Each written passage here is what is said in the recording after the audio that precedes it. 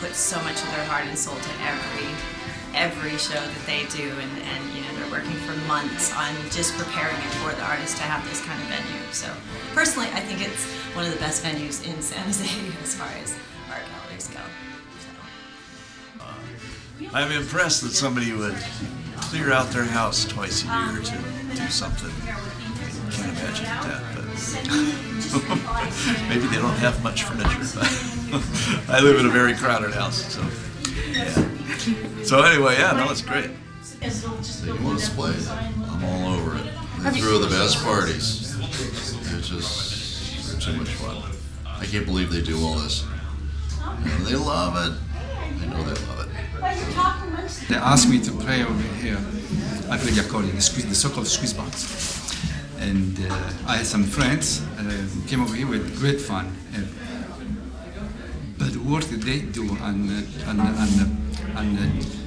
setting up the house for the particular show that they do every 6 months is just great. You took the shot of we were playing that, okay. And they told, I missed it last night, but they told me that last night there was a different setup. So during the night they changed it, and this morning there's a new setup. Can you believe the work that they do? It's great. It's great. These two are great. They are just lovely. So every time I come over here, I kiss her first and then him. But I kiss both of them.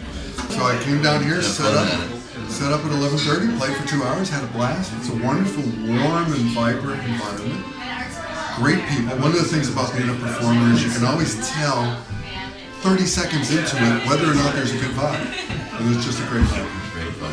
It's just a great vibe. So I know a bunch of art people. It's like playing in somebody's living room. It's so relaxed. It is like playing. It is somebody's living room. How about that? Yeah. Great acoustics too. And one of the big things I think that Canvas Coast production does is its ambiance. We really want a celebration. We want it to be exciting and interesting and a reason to come. And so we've done a lot of changes, different flooring. We've done the backdrops for the shows, signs outside, little things that you can take home. Just always fun and exciting stuff to go on to make people really want to come see the art, come see the event. And I think it's working. I'll add to the question of the name and everything. Like you said, Canvas Ghost was the idea that a show could appear anywhere, not just in our house, and then immediately disappear. For me, the idea of production at home kind of was at the time inspired by other artists that do shows in venues. Pac was one of them. He would do art shows at bars and in different venues, and that particular inspiration, the fact that we could produce a show, and blended with the fact that we've been doing theme parties out of our house for Christmas, Thanksgiving, Halloween. So all these things that we do now in regards to ambiance and production were all really already part of what we do for Christmas. I used to, for one Halloween, I put an inch of hay in this room. So not used to feeling comfortable rearranging the house. Getting to the idea of ambiance, we feel we have something different than most temporary productions. We give people a sense of wonder when they come to the front. The house is identifiable when we actually build something outside. So the person is enveloped and brought into the experience even before they see the art. So I think that's part of the whole package of Canvas Ghost production. And it's a lot of fun. So. And a quick note, PAC is Pacific Art Collective, and it's run by Will Rowan.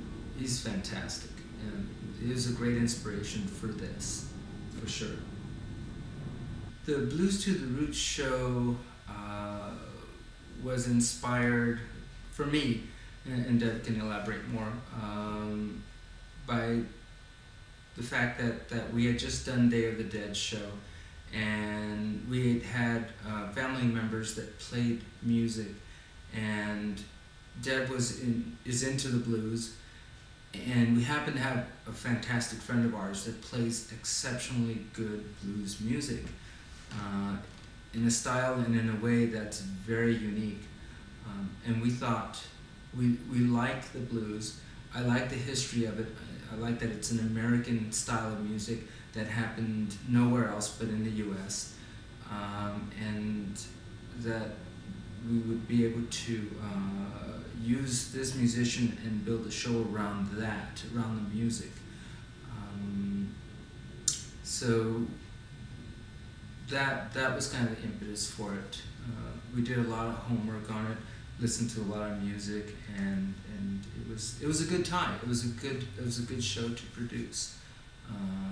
It had a lot of possibilities, and also thematically, the blues being universal would bring a lot of artists that maybe didn't think they were bluesy. You know, they didn't think they were 1930s bluesy, but they felt something about the blues that they could interpret. So we had musicians already lined up that we knew we could talk to. We had some artists that we knew, Jaya King, Diana Hartman. Already we knew they were fabulous blues artists, and we figured that we could run this show and gather our energy again, because it does take a lot of effort to put on shows, especially some of the bigger ones. Absolutely. So, yeah, and as Omar said, I love the blues. It's huge. It's always been huge in my life. I've always been a huge fan of it. And the art itself, the musicians, the feelings, just the way it can be portrayed. And we figured with the title of Blue to the Roots, it didn't have to be tied to the 1930s old blues style. It didn't have to be tied to blues in particular. There's a wide variety they could have gone with. You know, trees with blue roots could have shown up. And we really find it fascinating and exciting to see what the artists come up with when we send out a title and a short description. And we were not disappointed this time either.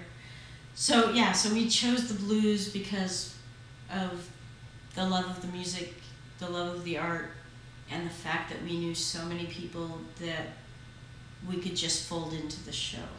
Thematically, it felt right. Yeah. Thematically, this show for us was personal. It was kind of a way of traveling with everything that had happened in the last year and a half.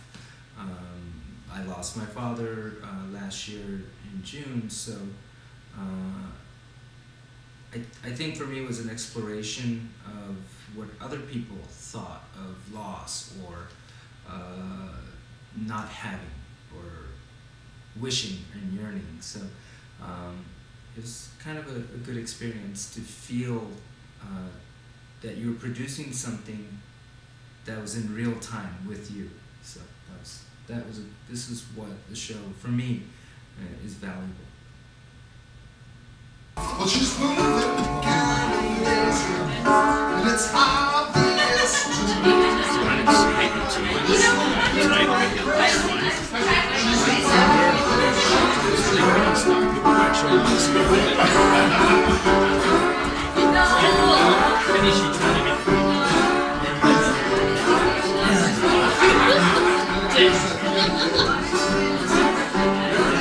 That's not particular.